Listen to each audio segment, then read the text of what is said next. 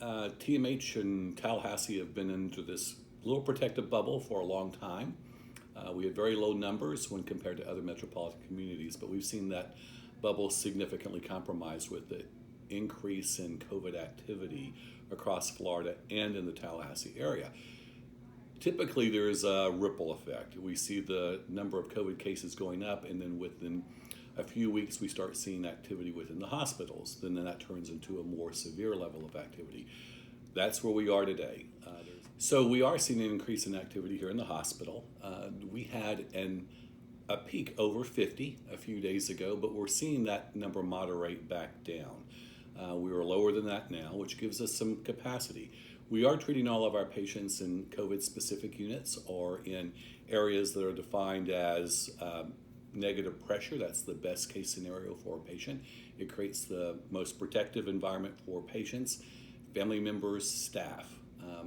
We're also seeing a level of activity in our ICUs. I think a lot of people are keeping a very strong track on that activity. Our ICUs have always been busy here at TMH. They're built to be used. We are seeing patterns that are maybe slightly above normal, but we do have ICU capacity. But we are seeing more COVID patients in our ICUs. A lot of people talk about ventilators. We have very few patients on ventilators, so we certainly have capacity there as well. One of the things that we're doing is we're making sure we have dedicated teams to provide care for those areas. Going back to early March, even as early as February, we started preparing for this. We started adding additional negative pressure rooms. I mentioned that earlier. We started looking for areas that we could use for overflow capacity. In other words, we started building a system that would accommodate a very high number of COVID patients, not knowing what we were going to have happen here, looking at the New Yorks and the Albany, Georgias, etc. We have not had that experience quite yet, not anywhere close, but we do have capacity. Part of that capacity is also building expertise.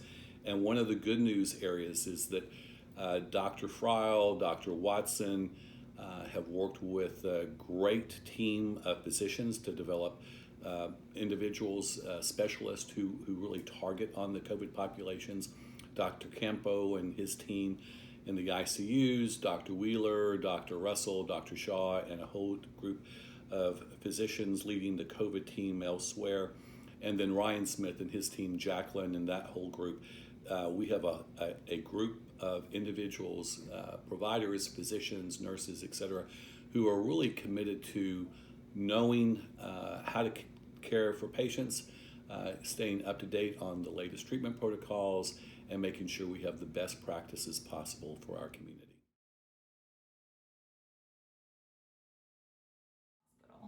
Well, first of all, COVID is an equal opportunity virus. It will hit anybody, anywhere, any age, any race, any situation. It's highly, highly contagious. Now, what translates into hospitalized patients is a little different because what it really targets at that level are people who have comorbidities. Our average age right now is 70. It is predominantly male in the hospital.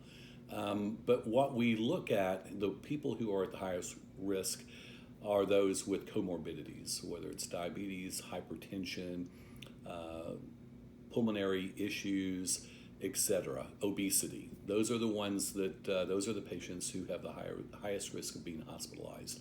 So when you fall into one of those categories, you need to take even more safe measures to protect yourself or your loved ones who might fall into those areas of high comorbidities.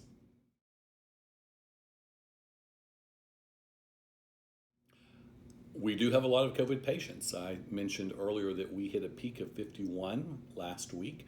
Those numbers have moderated down.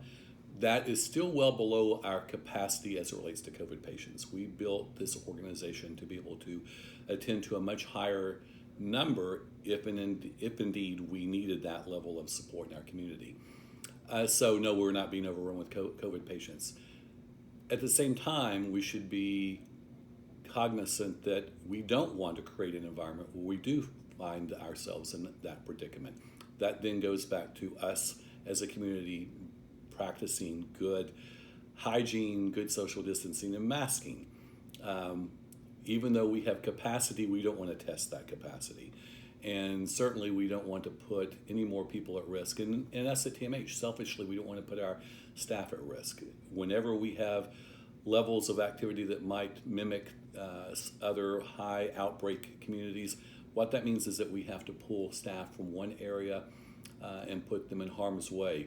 And that puts more of our staff at risk. So long story short, no, we are not overrun with COVID patients, but we don't want to be overrun, and that's part of your responsibility and our responsibility of a community to make sure that does not happen.